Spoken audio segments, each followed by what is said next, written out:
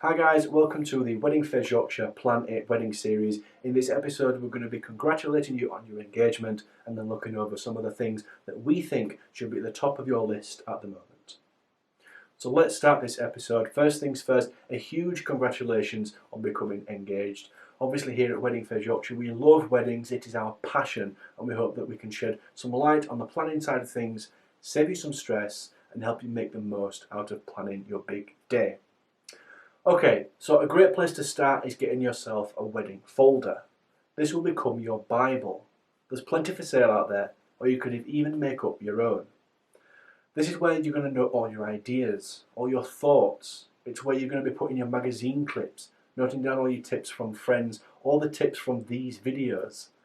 Later down the line, it's a great place to keep things like contracts and receipts, and a couple of years from now, it can make a nice scrapbook of your planning experience.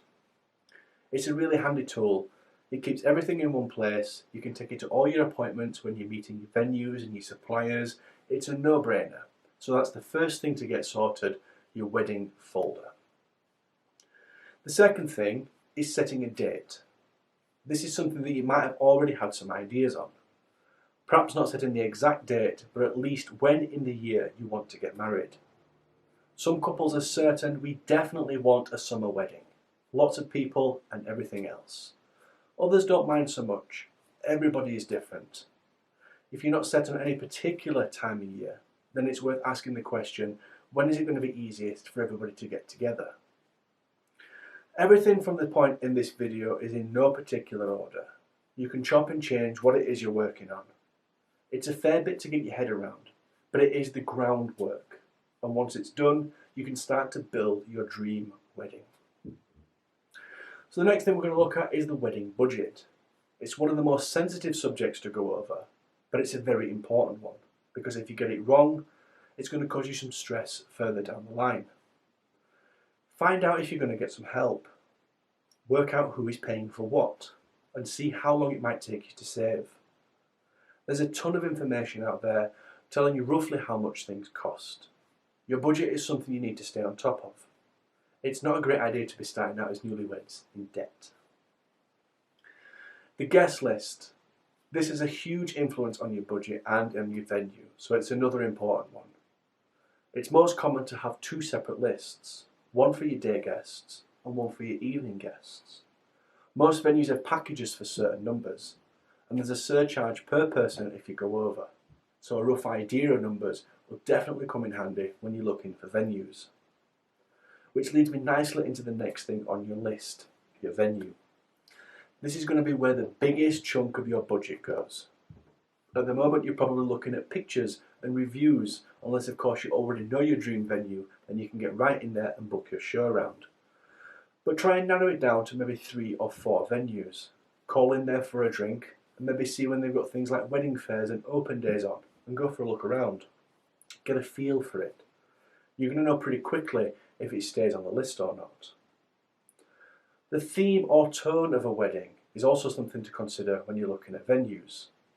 Formal, informal, extravagant, minimal, these ideas can go hand in hand with the venue you're looking at. Again, probably something that you might have had a few ideas about already.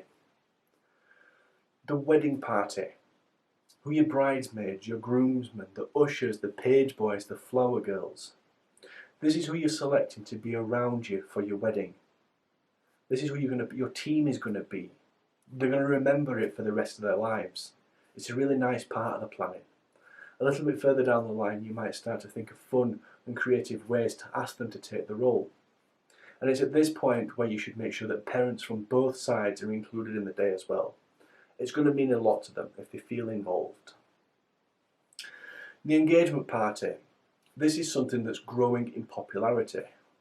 Are you going to get everybody together to celebrate the news? It's a great way for the two extended families and friends to meet, maybe discuss the stag and the hen do.